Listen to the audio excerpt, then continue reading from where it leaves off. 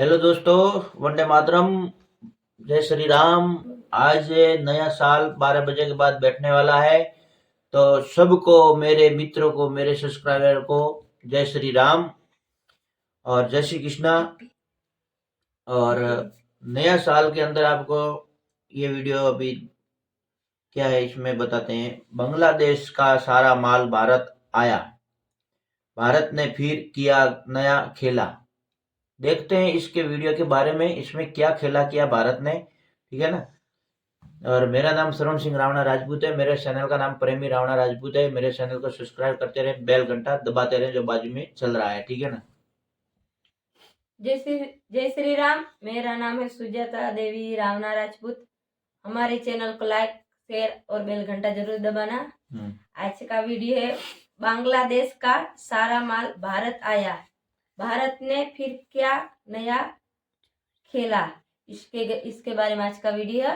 चलते हैं वीडियो की तरफ। अब हमारे चैनल की तरफ से आप सबको नए साल की जय श्री राम 2025 की बहुत सारी ढेर सारी शुभकामनाएं।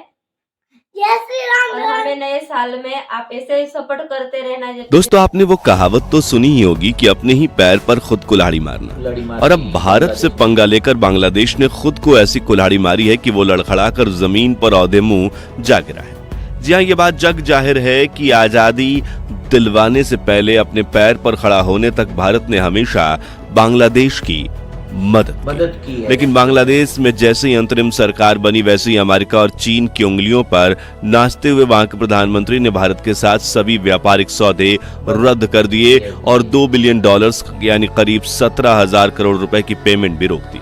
हालांकि शुरुआत में भारत चुप रहा, लेकिन अब एक्शन मोड में आकर भारत ने बांग्लादेश की ईंट का जवाब पत्थर नहीं बल्कि हथौड़े से दिया है। जी हाँ, भारत ने अपने हथौड़े से ऐसा वार किया है कि बांग्लादेश की ईंट के साथ उनका घमंड भी चकनाचूर हो गया है। लेकिन बांग्लादेश ने कैसे अपने दोस्त भारत के पीठ पर छोरा घोंपने की कोशिश की और भारत ने इसका क्या जवाब दिया, जानेंगे आज के इस वीडियो में। लेकिन उसके पहले एक छोटी सी गुजारिश है कि प्लीज आप इस वीडियो को लाइक करने के साथ साथ हमारे चैनल को सब्सक्राइब कर दीजिए।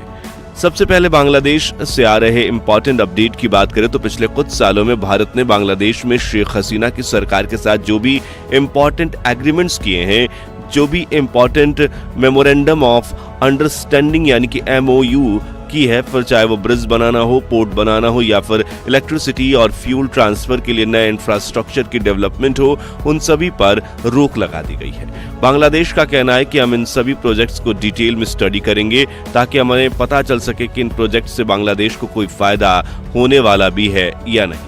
यानी कि पिछले 10-20 सालों में भारत और बांग्लादेश के बीच जो भी इंपॉर्टेंट MOU साइन किए गए हैं, वहां के अंतरिम सरकार ने अब इन सभी MOUs को कैंसिल करके स्क्रैप करने की तैयारी की है। ऐसे में वहां पर जो प्रोजेक्ट्स पहले से चल रहे हैं, उनके रुकने पर भारतीय कंपनी के लाखों करोड़ों रुपए बांग्लादेश में फंस जाएंगे, जो बांग्लादेश की तरफ से भारत को दिया गया सबसे बड़ा झटका है। दूसरी खबर की बात करें तो पिछले दिनों बांग्लादेश में हुए दंगों की वजह से वहां के पावर प्लांट्स बंद पड़ गए थे और पूरे देश में अंधेरा छा गया था। तभी भारतीय कंपनी अडानी पावर ने मदद का हाथ बढ़ाते हुए बांग्लादेश को एक्स्ट्रा इलेक्ट्रिसिटी सप्लाई करने का फैसला किया था। लेकिन अब खबर आ रही है कि बांग्लादेश की सरकार अब अडानी पावर की पेंडिंग पेमेंट क्लियर करने में देरी कर रही है और अब अडानी ग्रुप के $800 मिलियन बांग्लादेश में अटक गए हैं। जब अडानी ने इस बात का खुलासा किया तो भारत की बाकी पावर कंपनीज से भी कई आंकड़े सामने निकल कर आए, जिसमें पता चला कि सिर्फ अडानी पावर ही नहीं बल्कि NTPC और सेल और तमाम देश की पावर कंपनी जो उस पार्टिकुलर ग्रिड के माध्यम से बांग्लादेश को इलेक्ट्रिसिटी एक्सपोर्ट कर रही थी, उनका भी बकाया पैसा करीब $1 बिलियन के आसपास है। यानी भारत की सभी कंपनियों का मिलाकर बांग्लादेश पर करीब $2 बिलियन यानी 17,000 करोड़ रुपए का कर्ज बढ़ गया है। अब इलेक्ट्रिसिटी तो एक ऐसी चीज है जो एक बार एक्सपोर्ट हो गई तो उसे वापस नहीं लाया जा सकता, क्योंकि उसका इस्तेमाल तो वहां के लोगों ने ऑलरेडी कर लिया है। ऐसे में अगर बांग्लादेश की अंतरिम सरकार ये बहाना करती है कि ये पुरानी सरकार के प्रोजेक्ट है और इससे हमें क्या लेना देना, तो इससे भारत को काफी बड़ा आर्थिक नुकसान झेलना पड़ेगा, क्योंकि कई इंटरनेशनल बैंक्स ने यह रिपोर्ट जारी की है कि जल्द बांग्लादेश के हालात नहीं सुधरे तो यह देश कंगाल हो जाएगा और इसके पास खुद को चलाने के पैसे नहीं होंगे तो ये बाहरी देशों को क्या ही पेमेंट करेगा। हालांकि बांग्लादेश की अंतरिम सरकार ने अभी इस विषय में कोई आधिकारिक बयान दिया है, लेकिन भारतीय कंपनियों को पेमेंट भी नहीं मिल रही है। दोस्तों, पिछले कई दिनों से बांग्लादेश की सरकार इस तरह भारत की चुप्पी का गलत फायदा उठा रही है, मगर अब पानी सर से ऊपर जाने लगा तो भारत ने बांग्लादेश के खिलाफ अपना पहला बड़ा एक्शन लिया है। जी हां, बांग्लादेश में हाई स्पीड डीजल सप्लाई करने के लिए साल 2018 में भारत ने एक पाइपलाइन बिछाई थी, जिसका पूरा खर्चा यानी 377 करोड़ रुपए भारत ने उठाया था। पिछले दिनों इस पाइपलाइन को एक्सटेंड करने का प्रोजेक्ट शुरू हुआ था, लेकिन अब भारत सरकार ने न सिर्फ डीजल सप्लाई करने के इस प्रोजेक्ट को रोक दिया है, बल्कि पेमेंट न मिलने की वजह से भारतीय कंपनियों ने बांग्लादेश को डीजल देना भी बंद कर दिया है। और ये बांग्लादेश के लिए इतनी शॉकिंग खबर है कि बांग्लादेश के तोते उड़ गए हैं, क्योंकि भारत के द्वारा शुरू किया गया ये ऐसा प्रोजेक्ट है जिस पर बांग्लादेश का भविष्य टिका हुआ था। जहां भारत द्वारा भेजा जाने वाला डीजल ही बांग्लादेश की इकोनॉमी के एक हिस्से को अपने कंधों पर उठाए खड़ा था, लेकिन बांग्लादेश की नई सरकार भारत के एहसानों को फॉर ग्रांटेड यानी हल्के में लेने लगी थी। उन्हें इस बात का घमंड था कि हमारी जियोग्राफिकल लोकेशन ऐसी है कि भारत को ना चाहते हुए भी हमारी मदद करना ही चाहिए। लेकिन अब भारत सरकार ने अचानक इस प्रोजेक्ट को रोककर बांग्लादेश को उसकी औकात दिखा दी है। आपको बता दें कि इस पाइपलाइन से भारत को नहीं बल्कि बांग्लादेश को फायदा हो रहा था, क्योंकि पड़ोसी देश होने के नाते भारत पेट्रोल और डीजल जैसे महत्वपूर्ण संसाधन बांग्लादेश को मिनिमम प्राइस में सप्लाई कर रहा था। साथ ही पाइपलाइन बिछाकर ट्रांसपोर्टेशन का पूरा खर्चा भी भारत ने अपने कंधों पर लिया था, जिससे भविष्य में बांग्लादेश को कभी इन संसाधनों की कमी महसूस नहीं होती। लेकिन अब बांग्लादेश ने खुद अपने पैरों पर कुल्हाड़ी मारकर सोए हुए शेर यानी भारत को जगा दिया, जिसके पहले ही एक्शन ने बांग्लादेश के पसीने छुड़ा दिए हैं। दोस्तों, बांग्लादेश भारत पर कितना निर्भर है इस बात का अंदाजा आप इस बात से लगा सकते हैं कि अगर पूरे साउथ एशिया में कैलकुलेट किया जाए तो भारत बांग्लादेश के लिए लार्जेस्ट मार्केट है। भारत और बांग्लादेश के बीच सीधा लैंड बॉर्डर है और डायरेक्टली यहां से चीजें एक्सपोर्ट की जा सकती हैं।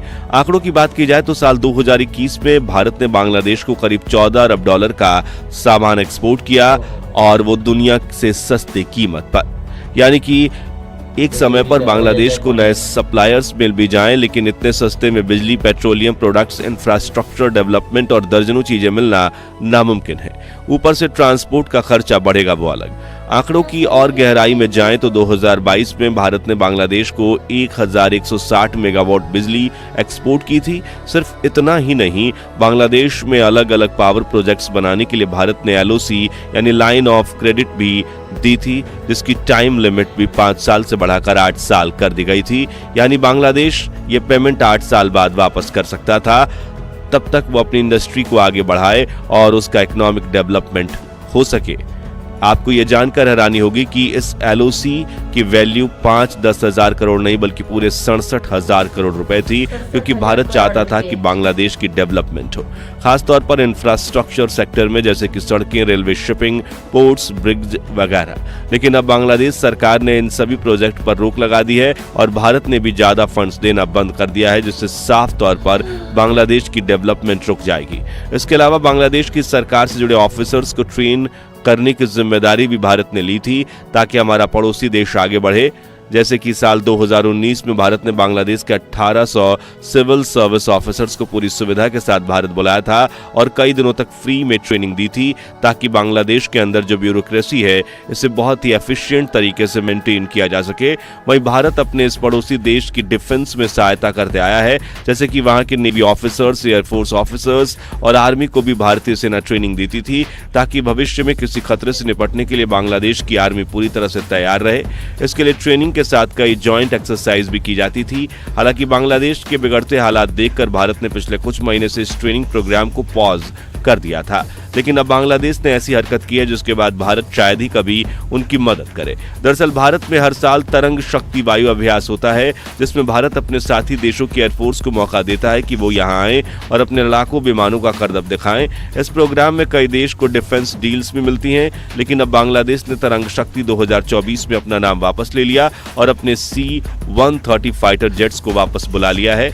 आपको बता दें कि एक्सरसाइज भारत के अंदर 30 अगस्त से लेकर 14 सितंबर 2024 2024 तक होने वाली है, जिसमें 18 देश की सेनाओं ने पार्टिसिपेट किया है, जिसके करीब 60 से 64 विमान भारत में उड़ाए जाएंगे। ऐसे में बांग्लादेश अगर इस प्रैक्टिस में बना रहता तो शायद उसको भारत या किसी विदेश देश अपने लड़ाकू विमान C-130 जैसे विमान के ऑर्डर भी मिल जाते या प्रसिद्धि मिल जाती, लेकिन अब उसने आखिरी मौके पर भारत को निराश कर दिया है। तो दोस्तों, क्या भारत को बांग्लादेश से जुड़ी अपनी विदेश नीति में बदलाव कर थोड़ा सख्त होने की जरूरत है, या फिर भारत को बांग्लादेश की उसी तरह मदद करते रहनी चाहिए जिस तरह हम सालों से करते आ रहे हैं? इस बारे में अपनी राय कमेंट्स में बताइए। ये वीडियो पसंद आया हो तो लाइक और शेयर जरूर कीजिए, और देश दुनिया से जुड़ी खबरों के लिए इस चैनल को सब्सक्राइब करके पास वाली घंटी जरूर बजा दीजिए। जय।